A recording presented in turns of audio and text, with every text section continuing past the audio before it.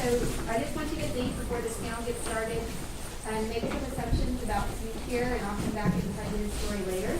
But I'm very happy to turn this over to my very dear friend, Meltem Ballan.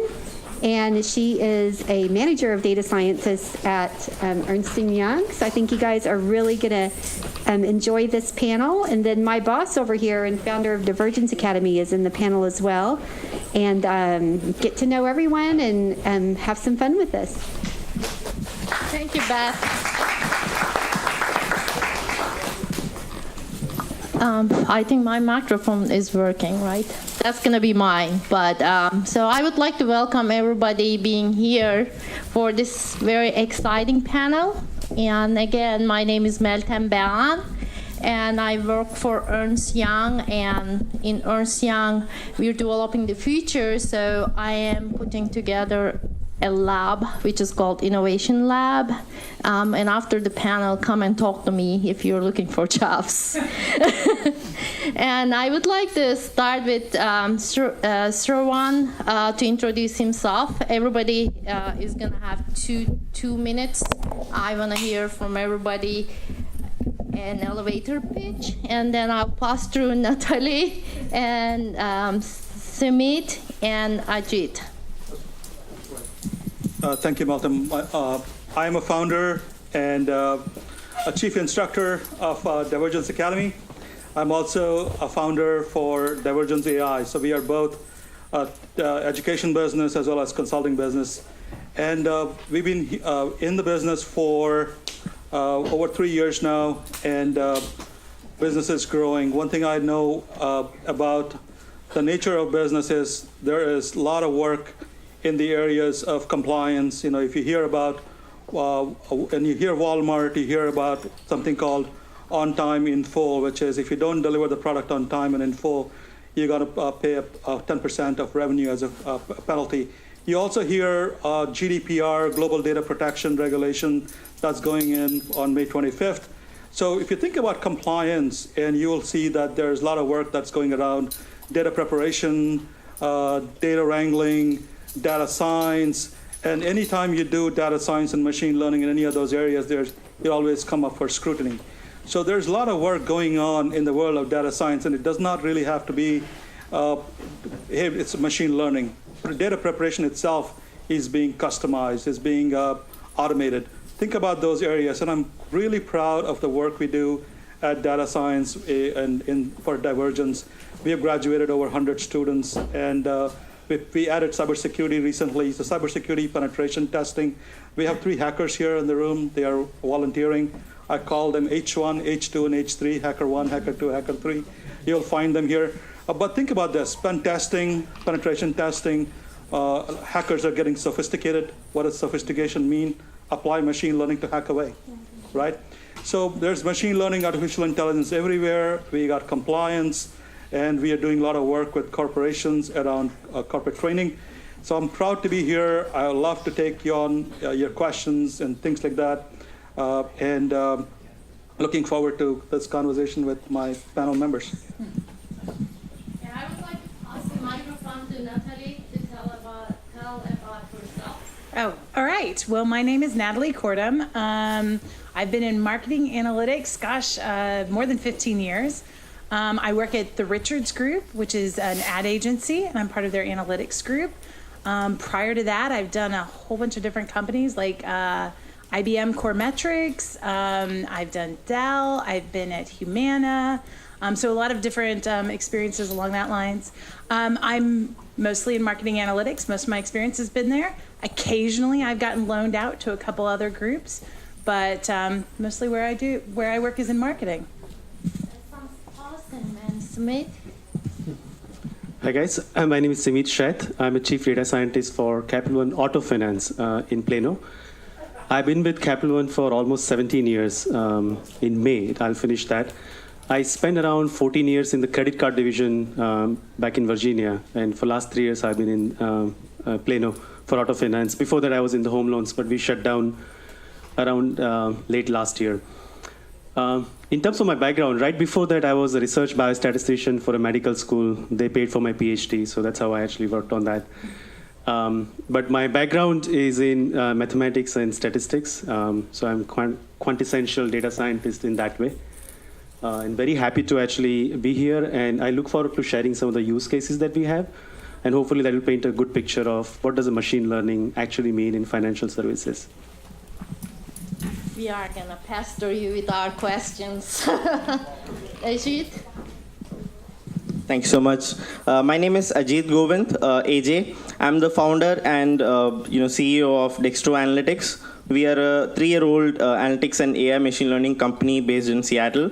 Primarily working with 3 of the top 16 banks in the US. The forefront companies like Unilever and P&G in consumer product goods. With telecom companies like AT&T and automobile companies like Tesla. So yeah, that's some of our clientele. And I have 10 years in analytics. And this is very interesting for me because when you're talking about AI and machine learning, this is something where a lot of people are confused. What is AI? What is machine learning? And what is even analytics? There's so much confusion going on. And this is the reason why, one of the founding reasons why we've created Dextro Analytics. And we kind of cut through all of that in a very simplistic manner. My experience is mostly in marketing. I've worked with clients like Dell, Pepsi, and mostly with in the implementation side, consumption of analytics. And we are also hiring. So if there's somebody who's really good at data science, that please feel free to walk up to me and drop me a note. So that'll be really great. So yeah, thank you so much. Looking forward to the discussion. Thank you. We are going to all compete here to recruit you guys. So the question is to everybody, what was your path to data science? Who wants to take the first bite on this?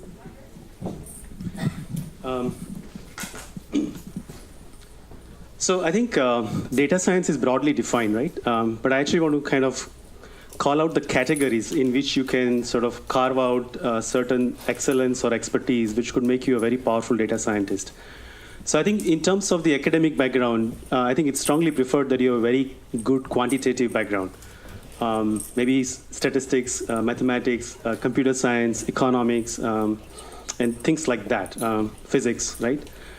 Now, once you have that, I think the kind of thing that you need to do to be successful as a data scientist are, one is the very good understanding of the algorithms.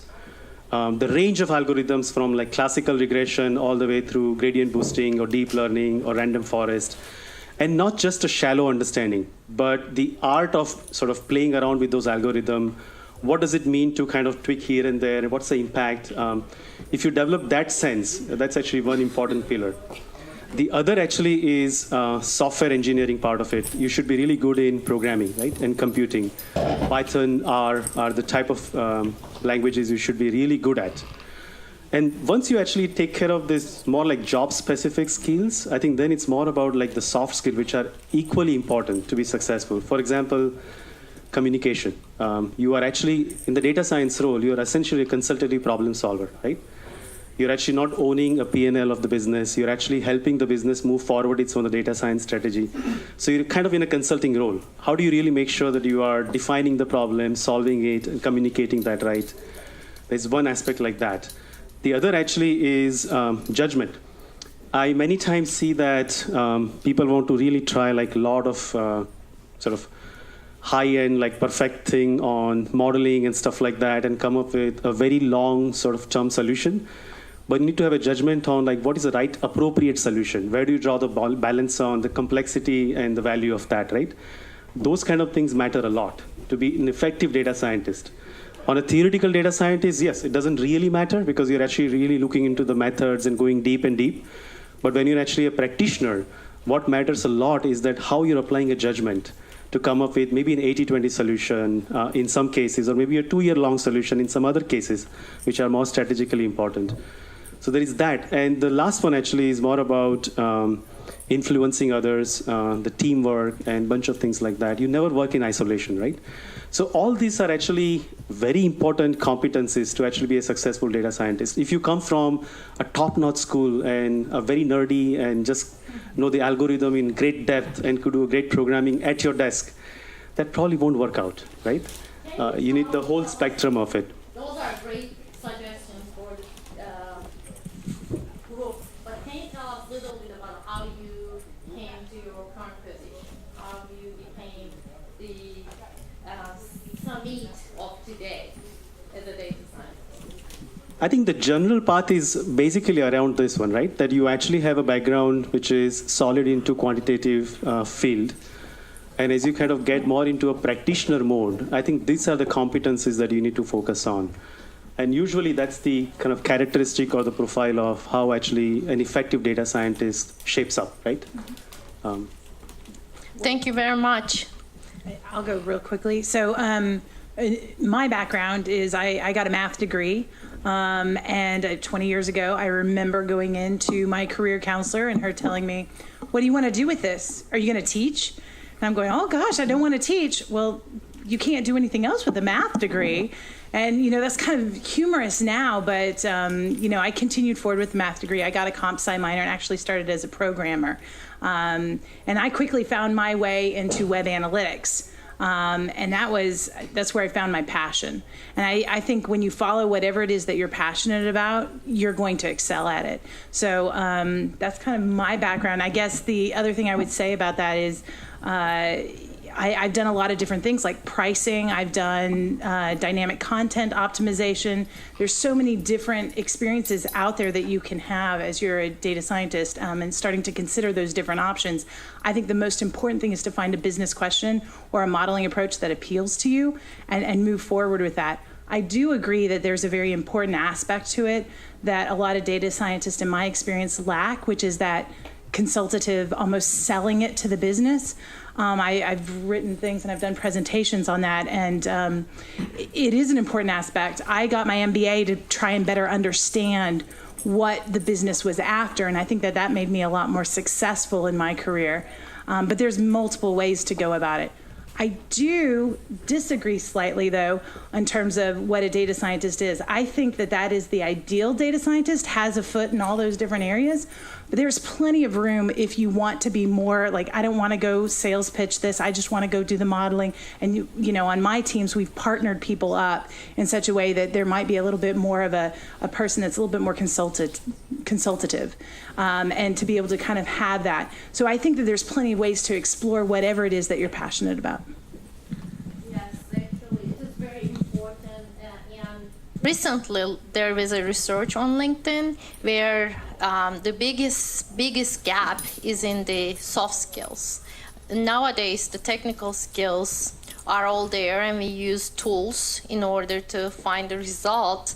But if you cannot communicate that to the leadership who have very little background in technology, it is very hard for you to succeed.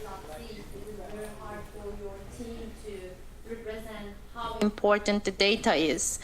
Because if you cannot tell who you are, what you're doing, the CEOs are gonna miss the concept of data. But data is building it. Data is running their company. So you should be very comfortable telling them what it is, what the insight is. So, thank you, Meltem. My journey is, I started out as a senior consultant, consulting in software engineering, software programming, software consulting side. But then I joined Microsoft in 2001, and I was there for 14 years. So during those 14 years, it was mostly about consulting.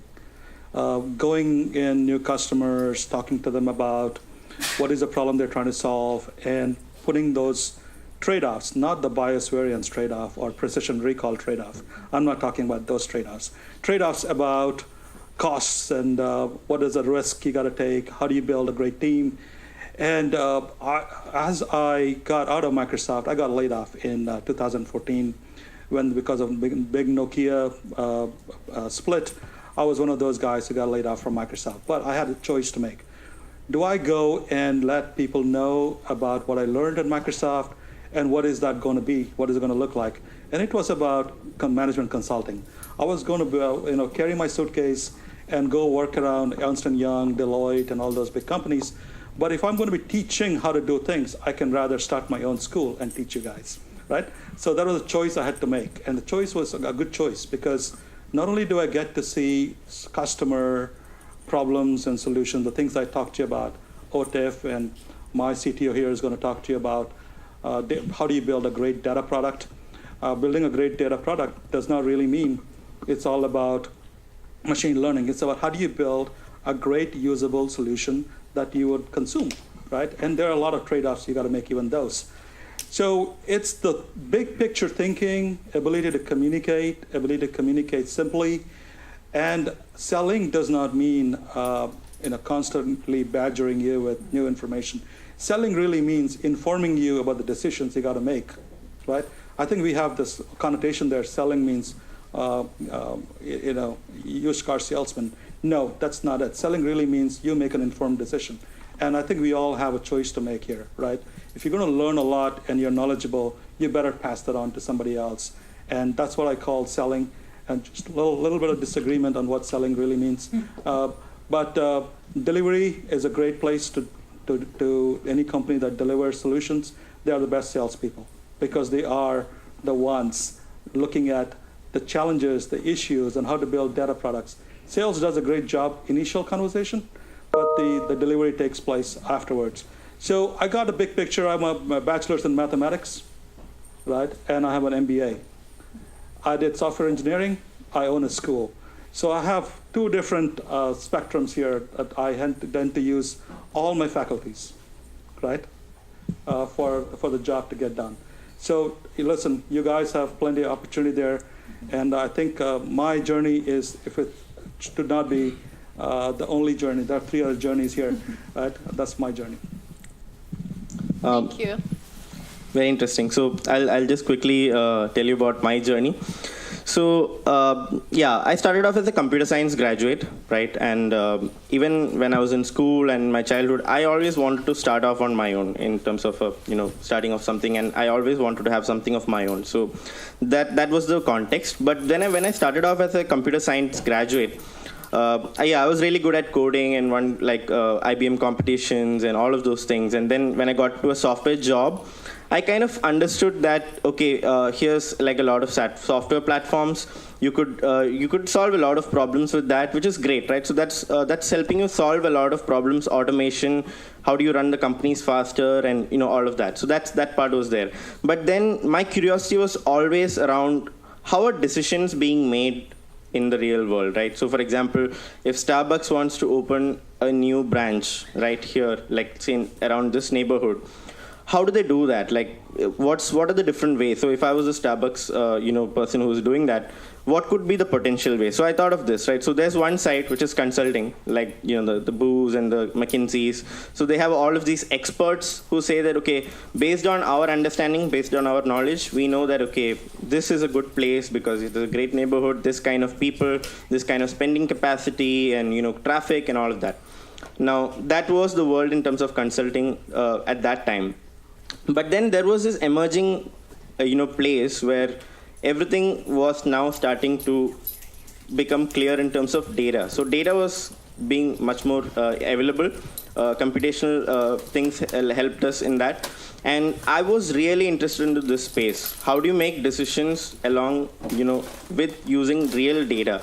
Even things like, okay, let's say I want to go to a restaurant tonight and I really want to have some, let's say burritos. Which restaurant do I go here? So I don't want to ask my friend because maybe I don't have friends here in Dallas, but I can just go to, let's say, like a Zomato or a Seamless or whatever. And that tells you that, okay, this particular restaurant has 5 stars. You can see the reviews and you have all of that data. So when I got into this field, that's when I got working with, like Dell, Pepsi, and all of these Fortune 500 companies where data was just starting to use as a real differentiator in how they were making decisions.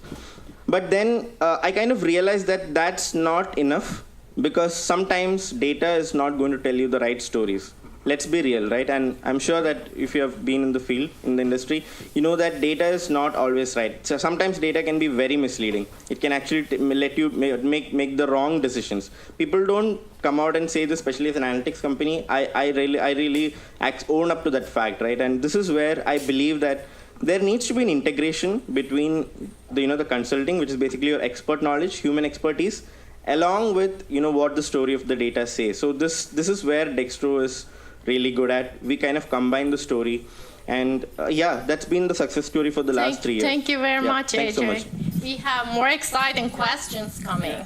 So we want to know how you use AI in your field. I guess I'm going to start with Sumit, and I think I will pass through AJ a little bit.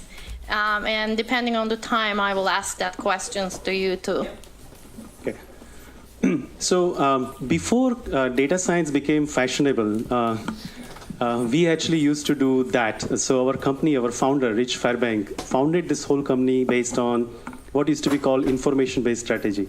Essentially, they kind of charted a new path of using the data, first time ever in the credit card industry, and came up with the offers which were actually sloped based on the actual customer. Before that, everybody actually got same pure vanilla credit card, maybe $500 credit line and certain percentage APR. They actually kind of did that breakthrough, and from there, the rest actually is the history. But that basically, the point of that actually is that this kind of things is in our DNA. And as a result of that, pretty much the entire life cycle of our lending business actually goes through a pretty heavy use of data science. So let me give you a few examples. And I think I'm going to do it in a way that you get a picture of what a financial service data science or machine learning application could look like. So you start all the way top of the funnel where you're trying to figure out how do you market people, right? So you need to make sure that you understand who these people are and what kind of choices they would like, what kind of product they might like, and things like that. So you do a lot of testing, design of experiments, which are multi-factor testing to figure out, like, if I randomly offer different type of products with different kind of marketing approaches, emails or direct mails or different type of direct mail and bunch of things like that, how do they respond? And from there, you develop machine learning solution to then figure out for each person out there, this might be the most likely offer that that person might like, right? And that maximizes your chance to actually get them to apply, right? Once you apply, we are a lending business. Of all financial services, want to make sure that this guy would not default. So then there is a machine learning solution to figure out what is your likelihood of defaulting, right? We have to pass certain threshold to really make sure that we are protecting our sort of financial health, right? And even for helping them as well. We don't want to offer them something that actually they cannot pay and get into trouble. So it's like banking for good, right?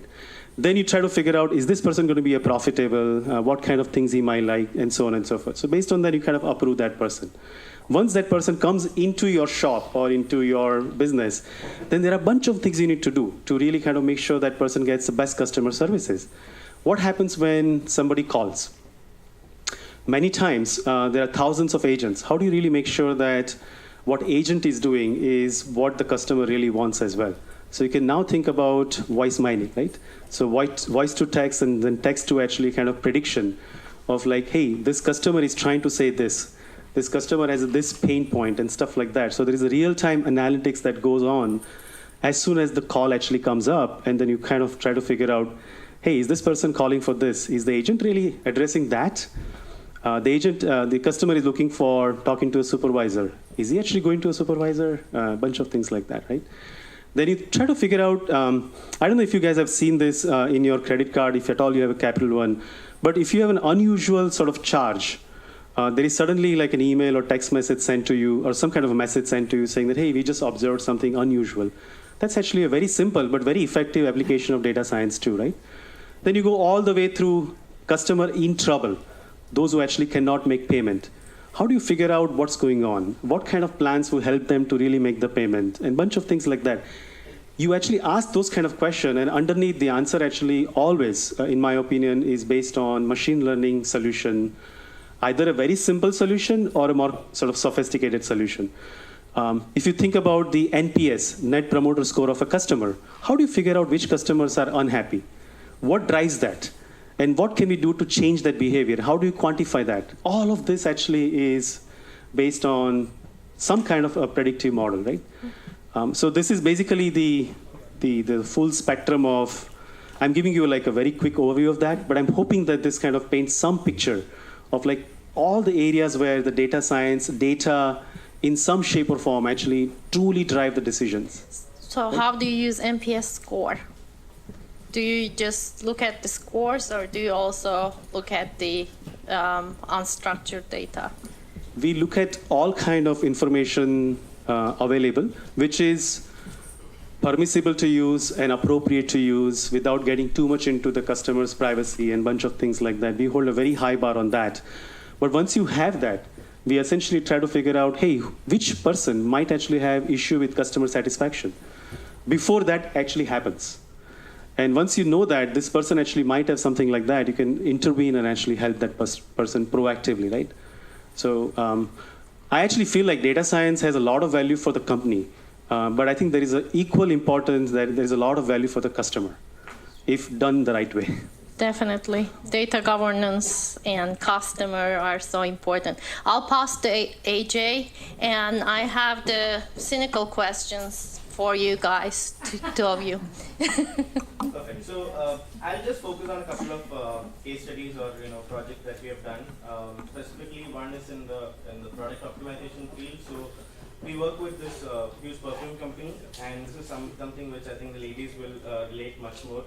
And so when you talk about a particular perfume, you have so many attributes for a perfume. So there are like thousands of attributes for a perfume, like wooded, spicy, feminine, and hundreds of them. And you basically want to, as a company, you want to create those products which go viral. So the objective is that, let's say you have like 20 product variants that the formulator has in the lab. You basically want to create something which everybody is really in love with, or at least some segments of the population are in love with. So what we basically did is, okay, we said that here are all the attributes. Here is the performance of the perfume in terms of raw data, right? So in raw data, there is a performance in terms of how strong the perfume is, what is the fragrance, what is the fragrance level, what is the touch and feel. So hundreds of things, right? And again, at the same time, there is also very strong consumer opinion in terms of how these perfumes are likable, purchase intent, would you buy it, and all of this. So what we basically did is, this is great, this is standard, right? What we did is we built a system which combines what is the expert knowledge network of all these formulators who create these perfumes, who know that okay, these are the kind of fragrances that are really viral, which could go viral. Here are the raw data that you get from the lab. And then we added a third component, and which is I think very interesting in terms of social media listening. So now everybody talks about perfumes in terms of they tweet it, it's on Facebook, even people create YouTube videos to review the products, and there are so many hidden nuances, and this is where we use machine learning AI to figure out okay, what are the attributes that people are most passionate about, what are the attributes that people love, which ones don't go really well. And further, the fourth component is what are the attributes that people talk about in competitor perfumes. It's not just your perfume. You got to look at it in a holistic way, right? So we built a decision optimization system which now helps the formulators on the fly create new perfume variants, take them to the market in like less than 3 months, 4 months. And in that rapid testing of behavioral science, this is where behavioral science is really good. You don't really know how people will react.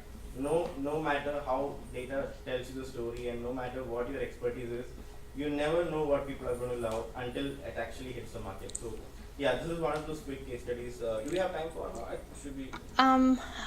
Just quick, 30 seconds. Yeah, so and then 30 seconds. Again, very similar to what Sumit said in terms of customer satisfaction.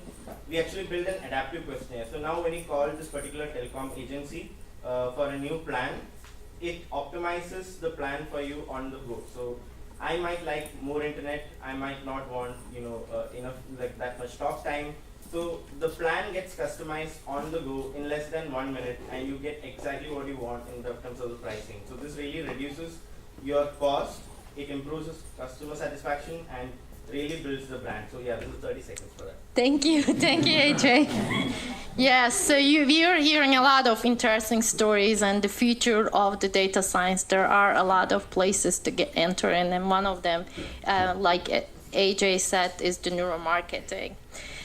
So the questions to Natalie and Sravan: what are some misconceptions of AI, and what do you see where the future is? Natalie? Misconceptions about AI. Well, I can say for people outside of the industry especially, when I say something about AI, they think Terminator. And they think the world's going to be taken over. I'm creating some sort of artificial intelligence that will do us all harm. I'm not really a big fan of the term AI. I prefer machine learning just because I think of that conception. But regardless of whatever your opinion is or whatever word you want to use for it, in all of the companies I've had the experience to work with, whether it's from a consulting perspective or where I'm at the company, they're not looking for data on the consumer that is not something I think the consumer would want you to have. You know, when you're talking about like Dell or something, Dell is looking for information on how do we get you the laptop that you want? How do we make it something that you'll desire? How do we give this to you in a way that resonates with you so that you can make a better comparison between Dell and whatever other computer that you might be considering. So I think that as we go into these privacy situations, what we're going to start to see is more transparency from the company. This is what I know about you. Maybe I know that you like brown shoes rather than black shoes. That kind of information being a little bit more transparent, and I think that will help folks understand what especially in marketing, we're doing with the data. Thank you. Yeah, as soon as I say, I don't know. Yes, the mic is on. Okay. yeah, as soon as I say AI, people just walk away from me. But seriously, on a serious note, though, I think there's fear of AI. People fear that we're going to lose a lot of jobs. And I asked them a fundamental question. Hey, I know you don't want to talk about AI, but do you talk to Alexa, Siri, and Cortana? And they say, yeah, we all speak to Alexa, Siri, and Cortana. So they are using AI without knowing that they're using AI. And it's more about, again, I say, the way you sell is by informing how the process works. It's not all about cats and dogs. It's not about AlexNet. It's not all about neural networks. I think it's all, there are a bunch of nice little courses out there from Andrew Ng, and there are courses out there on fast.ai. It'll get you going on AI-related stuff quickly, right? In less than 30 minutes to 45 minutes, you're off and running on doing neural networks. And the thing is, I think it comes down to fear. The fear that your job is going to be replaced, the fear that AI is going to take over the world. But there's so many use cases. There's so many use cases. Fundamentally, I think we just got started, and we are rewiring cities. We are rewiring power plants. We're rewiring so many things. We're using artificial intelligence, IoT, sensors, and stuff like that. Cybersecurity is what I talked to you guys about. There's a lot of work that still needs to go in, and we just got started. There's nothing to be worried about. So whatever misconceptions are out there, I think they're the fear of jobs. I think that's a big one. What do you see as the future of data AI? Yes, for me? Yes. Okay, perfect. So where I see AI personally is a place, and again, it's very hard to predict because disruptions keep happening very, very fast. I don't know how many of you remember there was a company called Motorola, which is no longer there. And I feel that companies are going to be driven by core of data plus AI. And I feel that companies who are not adapting to that are not going to be, even present. They're not going to survive. So if you look at the companies who are disrupting the market today, typically like the Ubers and the Lyfts and all of them, data science is the core. So what I see in the next 5 years is that regardless of what business you're in. And I've seen things like for example, let's talk about a company like Schlumberger, right, who's great into oil and business. They used to have consultants who used to say that, hey, let's dig an oil well here, and let's because I feel that the sun looks good here, it's warm. I'm not even joking, this is real, right?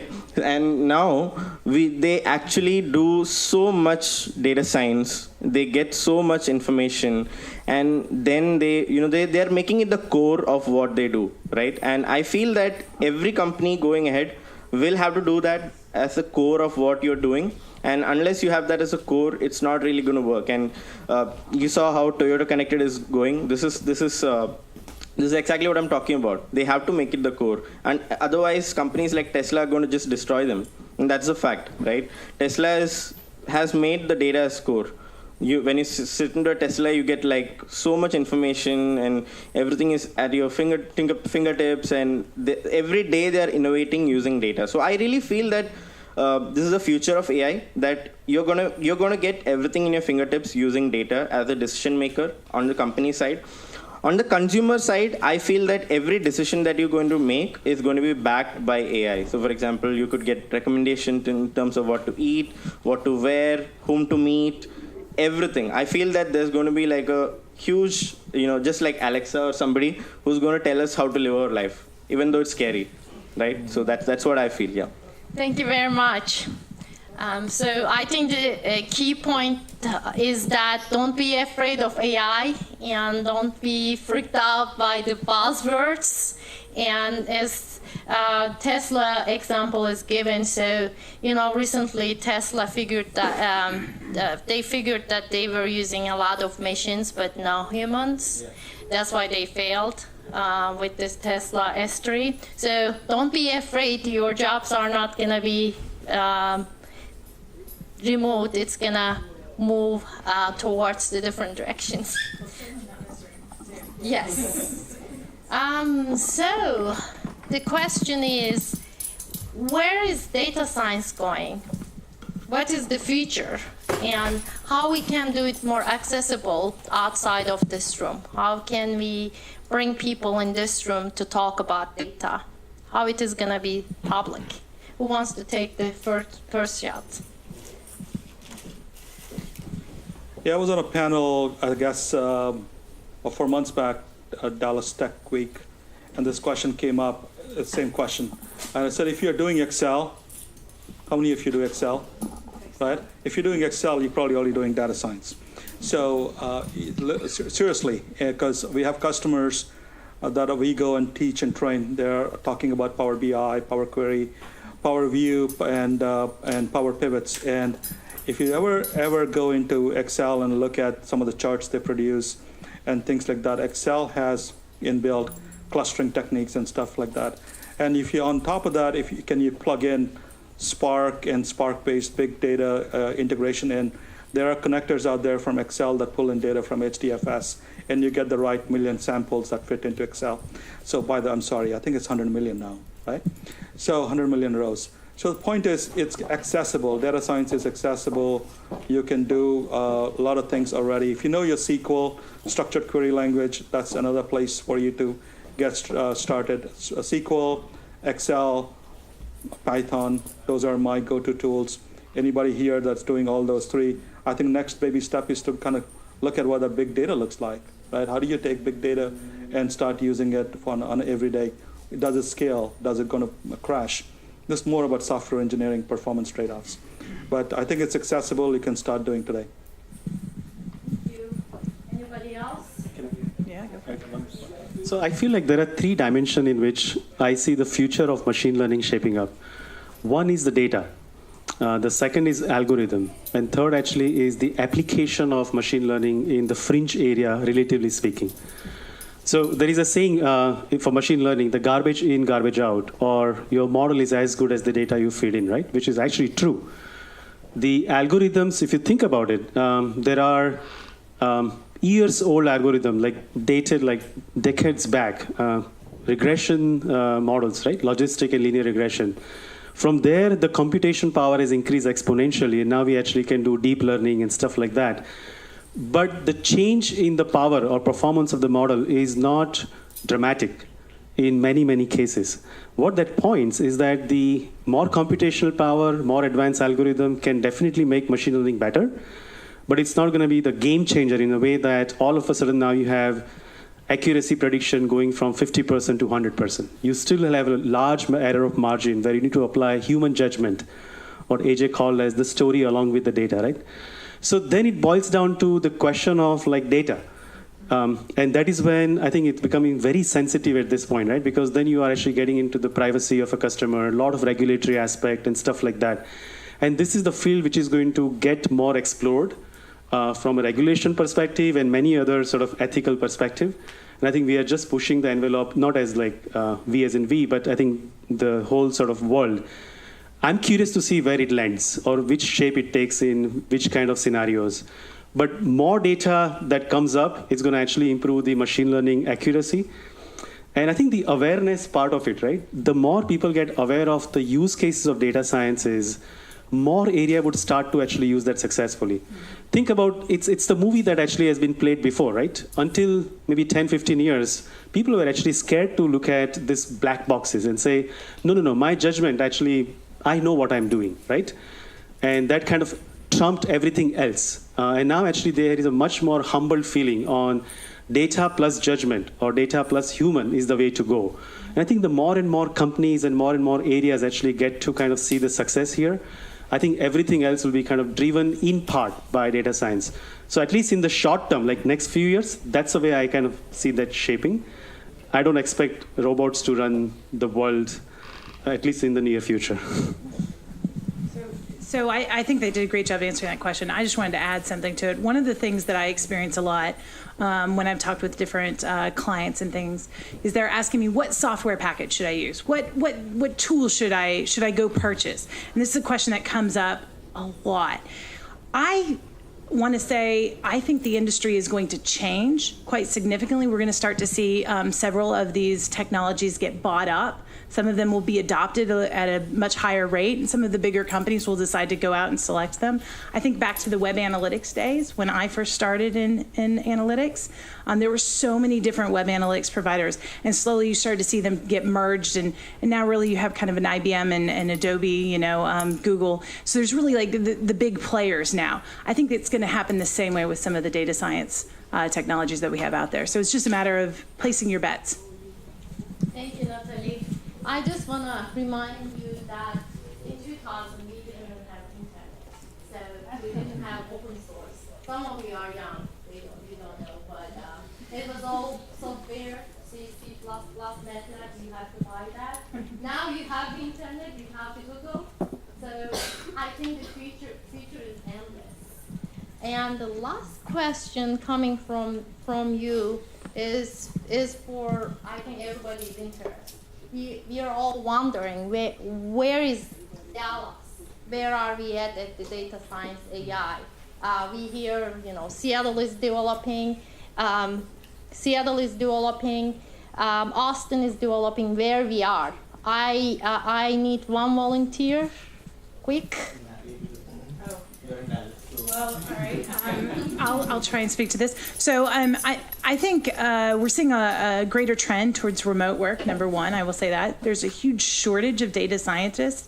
But with all of that said, and I should also say I've heard that Israel's doing amazing work in terms of developing some great minds. All of that said, because we see these huge companies here in Dallas, and data science, I believe, is going to become much more strategic. You're going to see a lot more companies taking on a chief data officer or chief analytics officer, something along those lines.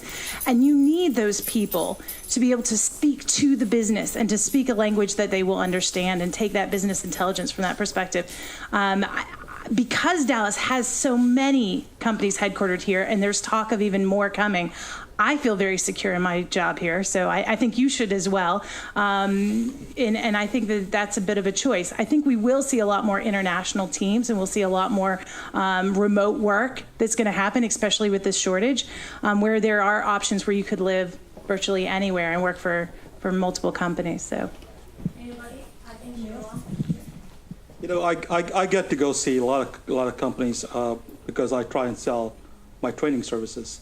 I can tell you one thing for sure, whether it's if you go on 75, Real Page, Associate Online, Safety Clean, your State Farm, and you keep on going on 75, it's changing. I don't know if you observe, 75 is not your old school telecom corridor anymore. It is changing. And there's a lot going on in this state already, and every time I get a note from Orlando Campos, who is the Director for Economic Development here for Addison Treehouse, he kind of says, look, we have a new company just come in from Canada. They set up a 4,200 square feet shop here. They all need data scientists, and they all need new types of individuals.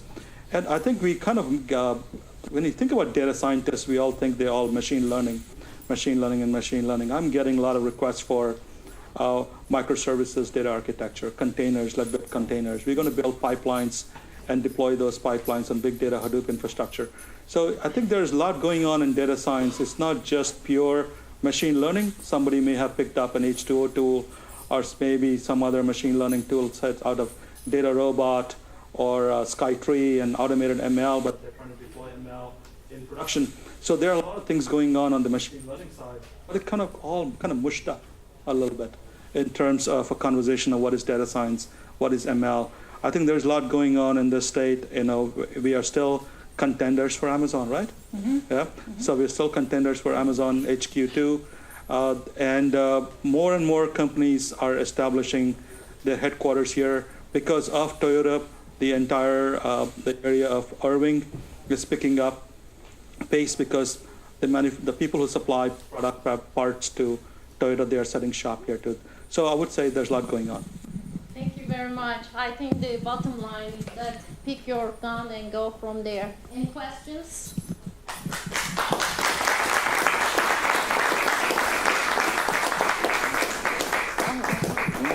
right, so you guys are probably wondering why there are